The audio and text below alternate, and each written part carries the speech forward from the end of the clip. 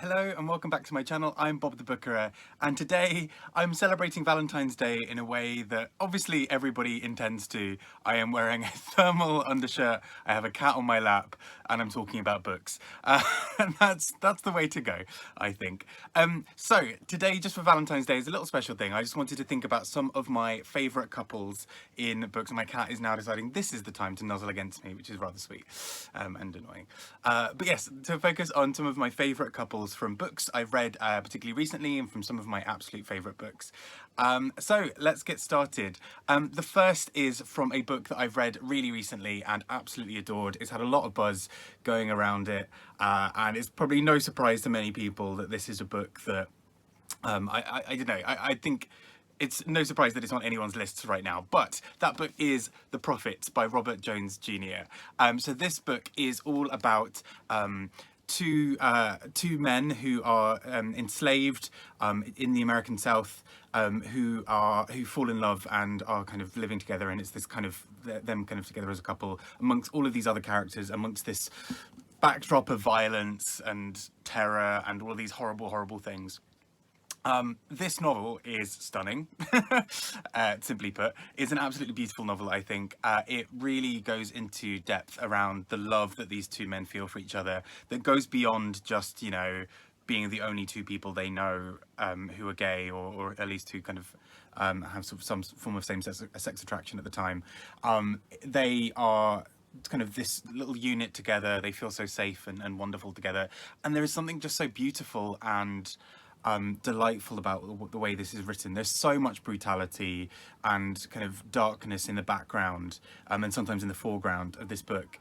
But what I think is so special is how we managed to hear a little bit more about Samuel and Isaiah, and their relationship together. There are these little moments where they're together in their little shed, or kind of cabin kind of thing. And those small moments where they can forget about the circumstances around them sort of momentarily and can spend time, you know, being around each other is just absolutely stunning and beautiful. And I think from books I've read kind of recently, is sort of one of the most tenderly and carefully written love stories and kind of love couples kind of in amongst that. And I just think it's an absolute dream of a book. Not always the easiest read. There are some quite dark and quite difficult moments, but I think it's absolutely worth checking out. My hair is ridiculous, I've just realised. But yeah, absolutely worth checking out, and I really do think this is a book that we're going to be talking about a lot this year in 2021, but also just for a long time. It's an absolute gorgeous book. Yeah, so that's The Prophets.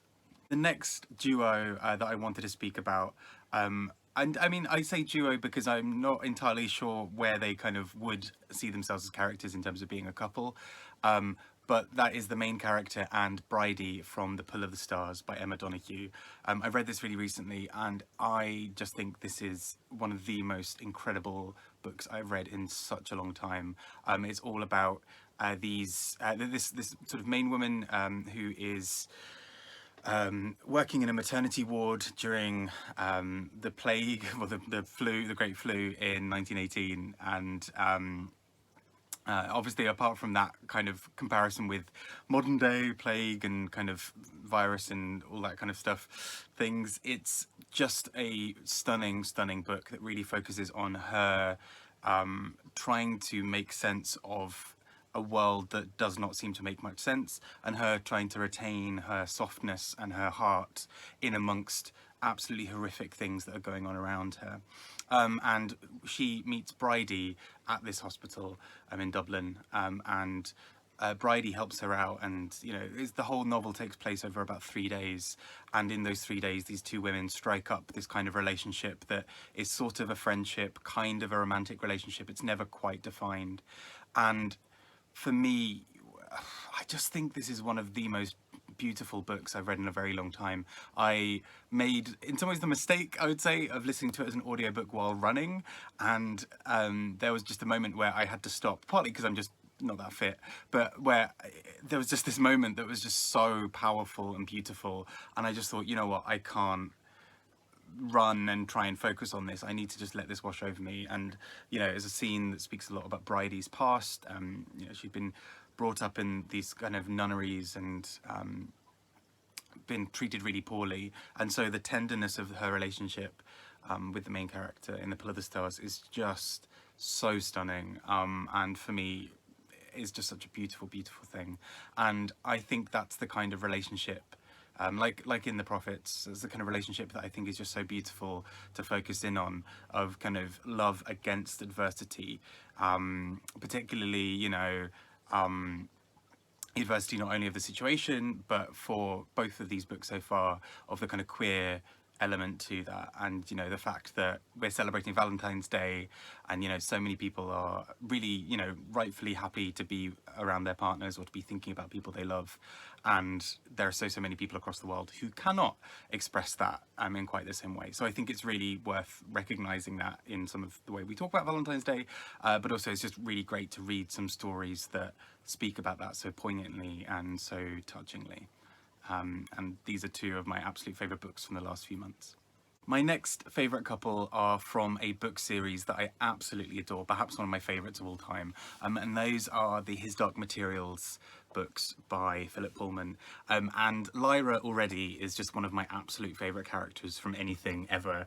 I have a real soft spot for characters who are these sort of plucky, self-determined, kind of people who are kind of so in control of their own destiny in some ways, and have a really strong sense of self, and don't necessarily mind about kind of going up against the rules. Lyra is all of that, and she meets her match in the character of Will in the second book in the series, and they're together again in the third book as well. And for me, what is just so beautiful about this relationship is how they both bring out the best in each other. Both of them are quite fiery and plucky, and it's kind of natural at first that they butt heads and they don't really get on with each other, and they're very, very cautious of each other.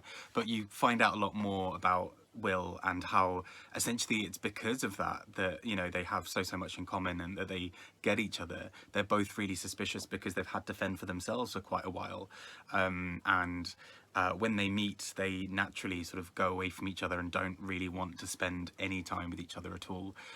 But their relationship really deepens, and it's the first relationship for the two of them. And I just think this is done so tenderly and so beautifully that for the whole book, the whole kind of two books where they're together, you just want them to succeed. They both, you know, come at the world with kind of similar but different points of view, and they both, you know, contain a vast amount of power to be able to change the world around them in terms of their sort of own special powers, as it were. It makes a lot more sense in the book. And what for me, I mean, I don't want to spoil what kind of happens to their relationship, but it is beautiful to me that when Lyra looks back on the relationship in other books, in the kind of the Secret Commonwealth that we get as well, even though there's a slightly more problematic relationship in that book, but in the Secret Commonwealth, what's so beautiful is when she looks back on that relationship, you realise just how formative it was for her, how much joy she had in that world, and you just kind of can't help but love her and love them together.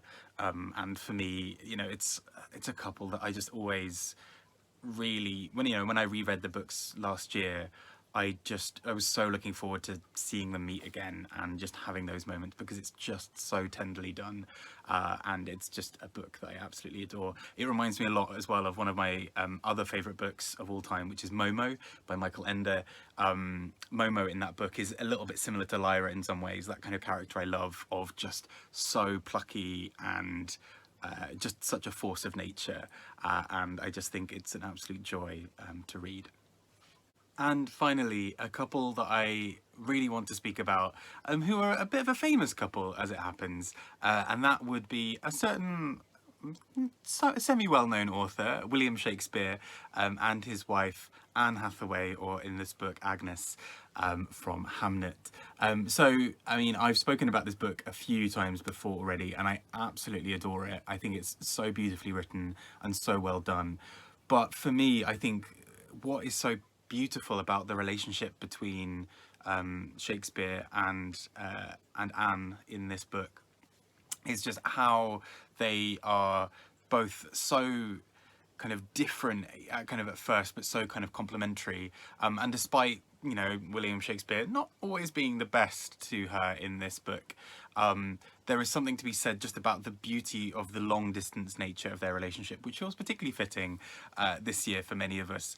And I think what is just so beautiful is that, you know, William Shakespeare is always trying to find the exact right words to say to Anne, to kind of talk about how he feels, and to talk about, you know, his feelings around their baby who'd lost its life, and you know, he kind of can't really find the words to say to comfort her, but he also knows that, you know, them being together is kind of what would say it and what would do it. They've both kind of chosen to be with each other despite many kind of people around them sort of saying that, you know, they don't really approve. This was before Shakespeare was the name that he is for us now. And I just think it's so beautifully done, watching how these two characters get each other like nobody else seems to do in the book. You know, even when they sort of misunderstand each other, there's something so beautiful about how Agnes, you know, this sort of almost magical power of being able to see things for people and kind of divine the future. She sees almost straight away that Shakespeare is something special to her, or William, I should say, is something special to her. And she, on the other hand, you know, she almost doesn't fit in a sort of general sort of society more broadly, and Will is there to kind of help in some ways structure some of the other parts of her life and kind of keep her safe and okay. And I just think it's so beautifully done, not only the love between each other, between themselves, but also the love they have for their kids, and then the kind of problems that can face their love in terms of what happens when, you know, the unspeakable happens when a partner dies. A partner, well, yeah, a partner does die, but when a child dies, and when you kind of as a couple have to kind of come together and work out what that looks like. Something I'm reading at the moment, The Accidental Tourist by Anne Tyler, also goes a little bit into this idea of how does a couple reconcile that loss, which doesn't sound particularly Valentine's-y in and of itself, but I think is so beautiful about how, you know, a couple can kind of find a way to overcome that, if at all. And just, yeah, I think it's just so beautifully done in Hamnet, and so far from what I've seen in The Accidental Tourist, and I just think these are all such beautiful books to check out. So those have been some of my favourite couples from books I've read fairly recently. There are, I'm sure, many others. My mind could not find any of them while I was trying to think. I'm sure as soon as I post this, I'll think of about 20 others of couples who I absolutely adore. But I can save that for another time. But those are some of the couples that I really enjoy. Please do let me know other stories you have really loved with great couples, or a really great and well-written romance or kind of love story between characters. I'm always really intrigued by that. I don't really read the romance genre that much at all, and I'm always a little bit nervous about going around it, but if you could recommend any as well, that would be grand. And yeah, regardless of how you're spending Valentine's Day, I hope you have an absolutely wonderful day. If it does mean something to you, great. If Valentine's Day means absolutely nothing to you, great. And I hope you have a wonderful day, but most importantly, you're looking after yourselves and, you know, enjoying your reading too. So from myself and my cat, who is my current Valentine's Day date, please have a wonderful time and speak to you all soon. Bye bye.